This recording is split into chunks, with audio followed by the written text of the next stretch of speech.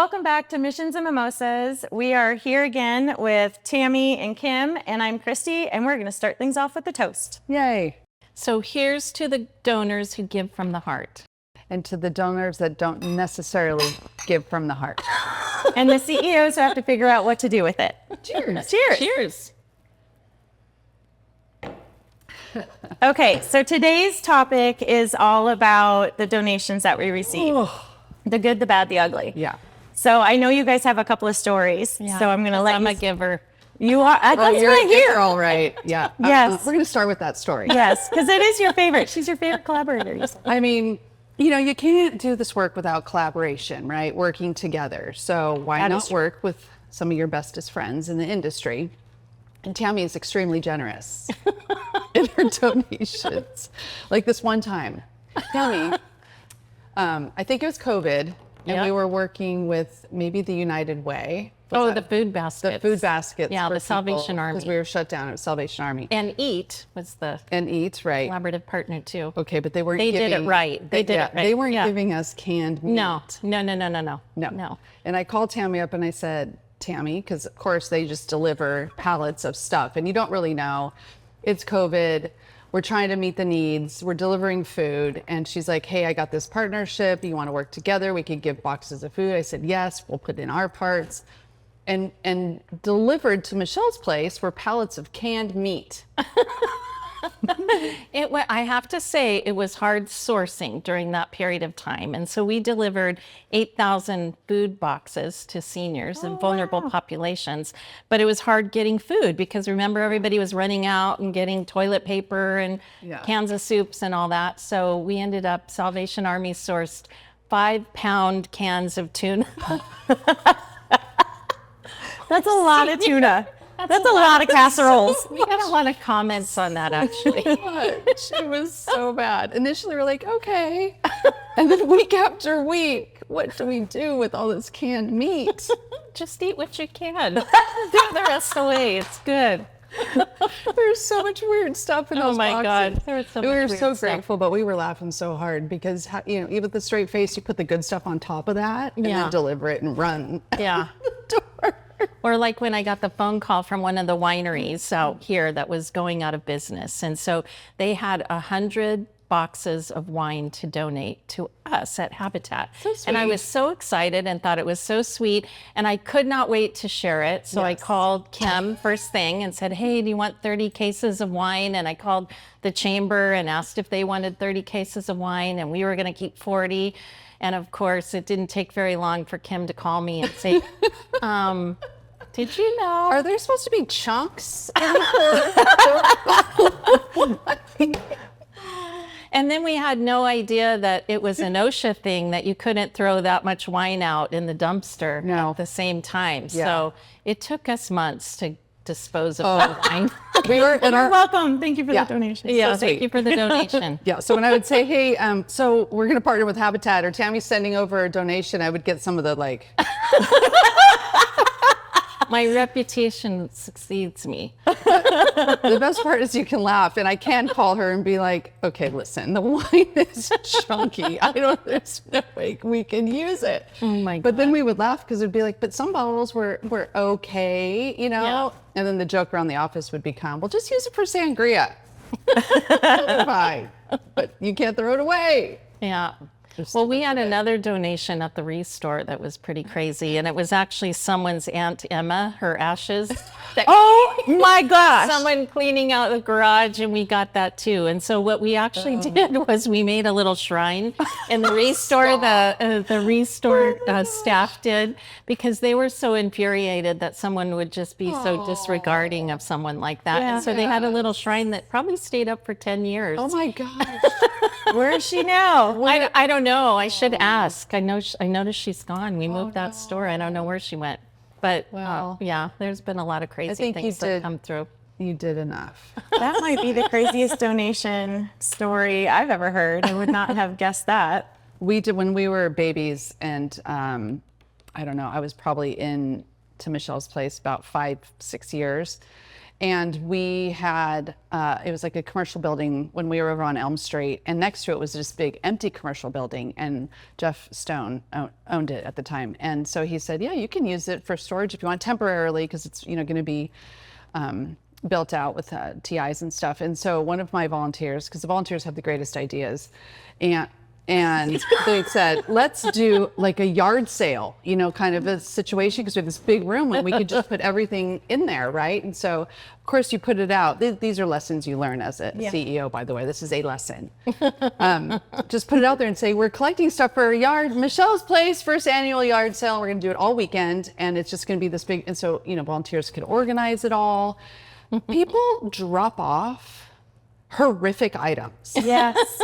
And I think this is one of the key things is, hey guys, guess what? So just because we're a nonprofit doesn't mean we want your crap. Yes.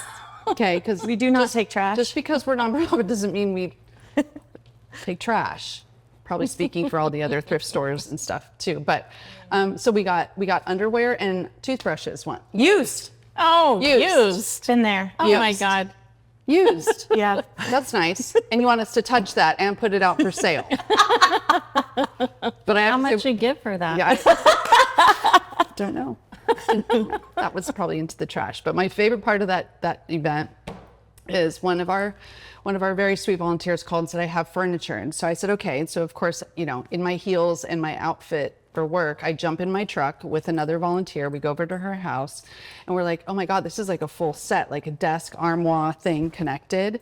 So we get it into the truck and we tie it down sort of. And we're driving down Pechanga Parkway to get onto Temecula Parkway. And we turn and we kind of hear something and we both look at each other and we're like, what was that? I'm like, I don't know, that's weird. And we just keep driving. We get to Michelle's place and we get this whole armlott's gone. Oh my God. So when we turned, it must have flew off the truck into traffic. And he didn't look back. And we didn't. And we were laughing so hard because, you know, you realize it, but you also both were like, I don't know what that sound was. What do you do? Maybe you're better off. Right? Oh my gosh. But you know, that's what you do, right? You collect everything. You're gracious. Thank you for your donation. Even though, why would we want your underwear and toothbrushes? Yeah. And you go and pick up furniture because there's no one else to do it. Yeah. And you know, that's one of the reasons too I got rid of my truck and my Suburban. Ah. Is because I was always the event hauler. Yeah. I was the one who had the car. schlepper. You've been Yeah. that person, right? Oh, Where you yeah. have the car, so you do Yeah. the schlepping. So I sold and got the smallest car I could possibly get. No, they don't ask. No, and then I got married to Brian, who then got a full-size truck. Now I'm the schlepper again. Yeah. Oh, there you go. And we do appreciate the donations, by the way. Don't you know what's nice? So, We okay, appreciate all the things, but there's appreciate something. all the things, but yeah, there's some that are, we can go without the used underwear. Yeah. yes. The half drink liquor bottles for Yeah. children's charity is also a good thing to avoid. Yeah. But on that note, okay, so we've had these donations and you've been very creative with how you've used them. What are some other creative ways that you've been able to use some things that have come in? I know that's a hard question, but I know that you guys. Thank you for that really hard question. that's- Yeah, I should have given it to you ahead of time, but that's not my job. My job is to ask the questions. You're supposed to know. I think having very creative volunteers is the Yeah. answer to that question. Honestly, well, sometimes we get things, and because I'm not creative. I don't make the baskets or anything like that. I shouldn't because I'm not creative minded like that. But I mean, we've gotten some crazy things, and a lot of it is used. And I get it; it's valuable to somebody. But when you're looking at like doing auctions and things, it's just you don't know what to do with it. So you're grateful. Well, you just call it vintage. Look how creative that was. High five. Good job. Vintage. Well, I know when I was at Oak Grove with Tammy Wilson, she got all of these duffel bags, and part of Oak Grove works with foster youth. And what are you going to do with all these duffel bags? So it was perfect that with the foster youth, when they would move, we would put things in their duffel bags, and they'd be able to do it. And that that's kind of nice. helps Yeah. move that inventory out, because after a while, right? Like, I mean, how long did you have to keep that wine? We only have so much storage. Yeah. Right. So that's That's big true. That is issue. a big issue Yeah. too. Yeah. I've also learned, like if you need a piece, like when we were a little tiny, we had an office and I remember we needed a small coffee table for like our little entry area. And I just put it out in my newsletter looking for a small coffee table. You get 20. And I got 20. And then they're really offended if you don't use theirs. Now, this is the entry to our center, so there are people that come in regularly. So if you don't have their coffee table there, then they're super upset with you. And then what did you do with that coffee table? Well, Tammy? Yeah, that's definitely an what to do issue. with that. Yeah, And so yeah, I yeah, learned a lesson there too. It's like, just go buy a coffee table because you don't want to hurt feelings, and Yeah, you got to be if it's careful what you put out ugly, there. Yeah, because they still find value, right? They're like, and I got talking to because it was like, it was something special to me that I gave to you. I Right. wasn't really gonna get rid of it, but because you needed it, I gave it to you. And Yeah, you didn't use it, right. and then you feel terrible. You do feel terrible. But everything is marketing. Like back to your background, it's like everything, the appearance, the way things look, Yep. the things that we give, the things that we, it all makes a difference. So we sometimes have to be selective. Very selective. Don't put it in your big newsletter. Just maybe ask individual. But we do appreciate every single thing that comes our way. We do. Well, we couldn't do it. Yeah. We couldn't do it without all those things. Yeah. It's just And so we're funny talking about the things. minor 2% of stuff that, Yeah. you I've know, only for gotten the underwear once. So yeah, only underwear Only once. And we've only had a 5-pound can of tuna that one time. It was just that one time. You made such a big deal of it. Just didn't like it. That's the issue. It was something else besides tuna too. There was some other kind. know. I probably blocked it from my I mind. know. I'm gonna look at our There back was a lot messages. of It was stuff something else. that was not, yeah. Well, very good. It's rough.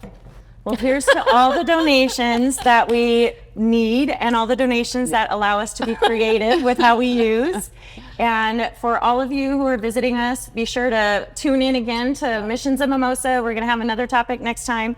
And before we cheers, I just want to say thank you to Fazeli, Cellars here in Temecula, for hosting us and for the delicious mimosas. Yes, we love He is PJ. wonderful. He It's is absolutely gorgeous. Yes, and he is awesome. So thank you. And cheers. Cheers.